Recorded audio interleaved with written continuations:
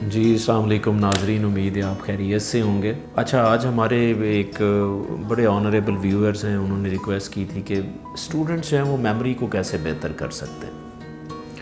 देखें, यहाँ पे मैं एक इम्पॉर्टेंट पॉइंट बताता चलूँ कि कोई भी ऐसा प्रोसेस या ऐसी डिज़ीज़ या ऐसा प्रॉब्लम जिसका तल्लक दिमाग के साथ है ना, उसको सही एक तरीके से नहीं किया जा सकता। क्योंकि आपको ये पता होना चाहिए कि दुनिया में सबसे जो कम्प्लेक्स एंटिटी है ना, वो आपका ब्रेन है।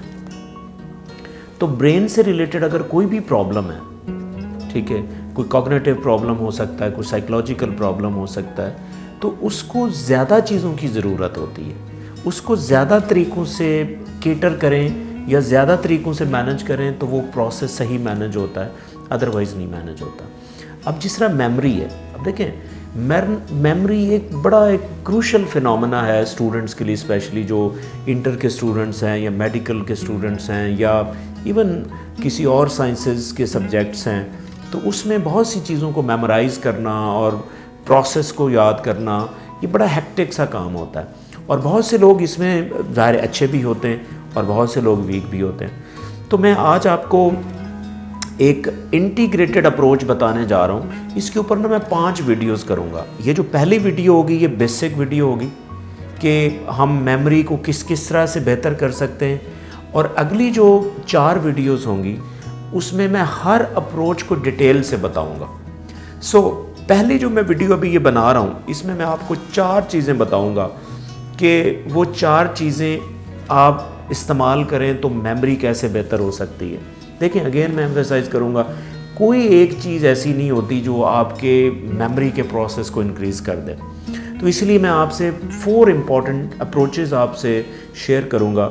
उसमें पहले नंबर पे अप्रोच है वो है माइंड टेक्निक्स, कि आप साइकोलॉजिकली अपने माइंड को किस तरह इस्तेमाल करें कि आपको चीज़ें ज़्यादा याद रहें। और जो दूसरी टेक्निक है, फॉर एग्जांपल माइंड टेक्निक्स के अंदर मैं डिफरेंट टेक्निक्स का नाम बताऊंगा और अगली वीडियोस में इसको अच्छी तरह एक्सप्लेन भी करूंगा। जिस तरह माइंड टेक्निक्स के अंदर चंकिंग है, यानी कि चंकिंग क्या होती है, आप उसको कैसे कर सकते हैं, ठीक है।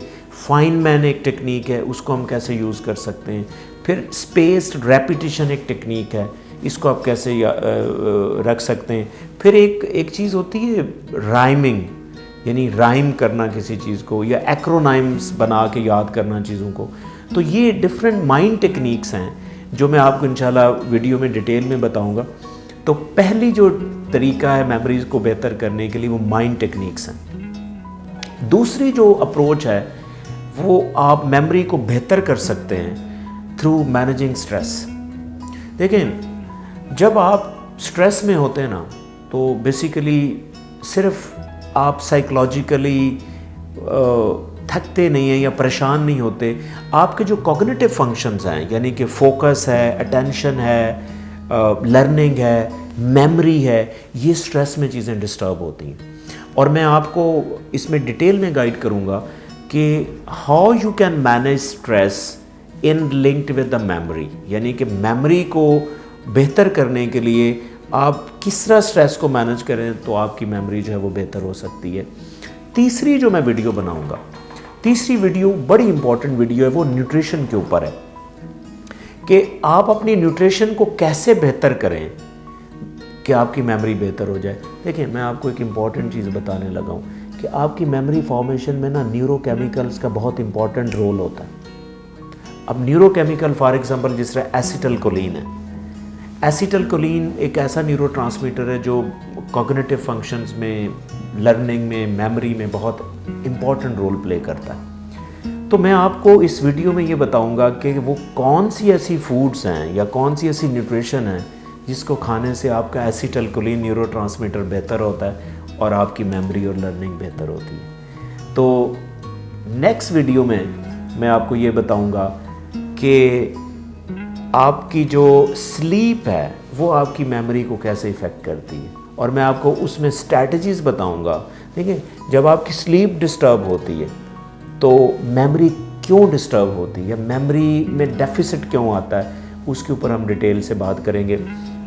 लाइक जैसे मैंने आपको बताया था कि देखिए जब आप सारा दिन इंफॉर्मेशन को लेता है, आपका ब्रेन केटर कर रहा होता है, तो वो बेसिकली शॉर्ट टर्म मेमोरी के अंदर होती है।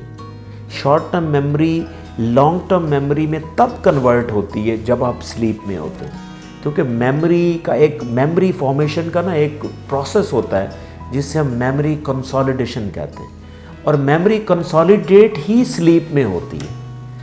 तो आप प्लीज़ इसको देखते रहें, इंशाल्लाह मैं आपको हर एरिया में एक नई वीडियो इंशाल्लाह आपको मिलेगी और डिटेल में आपको बताऊंगा। तो स्टे ट्यून, इंशाल्लाह आपको नेक्स्ट वीडियोज़ में पूरी डिटेल मिलेगी। Thank you.